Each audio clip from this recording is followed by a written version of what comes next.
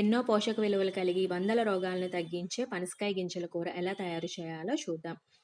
పనసతోలను తినివేసిన తర్వాత గింజలను పడేయకుండా దానిపైనున్న పొట్టును తీసివేసి పక్కన పెట్టుకోవాలి. ఈలోగా స్టవ్ వెలిగించుకుని బాండి పెట్టుకుని నీళ్లు పోసి అందులో పనస గింజలు ఉప్పు వేసి ఉడకనివ్వాలి. ఇవి ఉడికిన తర్వాత ఒక ప్లేట్లోకి తీసుకుని చల్లారనివ్వాలి.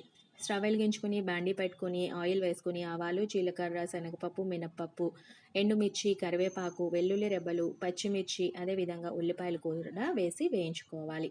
ఉల్లిపాయలు కాస్త వేగిన తర్వాత అందులోనే కట్ చేసి పెట్టుకున్న టమాటా ముక్కలు, అదేవిధంగా వంకాయ ముక్కలు కూడా వేసి ఒక 2 నిమిషాల పాటు వేయించుకోవాలి. ఇవి కాస్త వేగిన తర్వాత ముందుగా కట్ చేసి పెట్టుకున్న పనస గింజలను అందులో వేసుకోవాలి. రుచికి సరిపడా సాల్ట్, కొంచెం కారం, పసుపు వేసి ఒక చిన్న గ్లాసుడు నీళ్లు పోసి మూత పెట్టి లో ఫ్లేమ్ మీద 5 నిమిషాల పాటు ఉడికించుకుంటే ఎంతో టేస్టీ అయిన పనసకాయ గింజల కూర రెడీ. అన్నం చపాతీలోకి చాలా బాగుంటుంది రెసిపీ.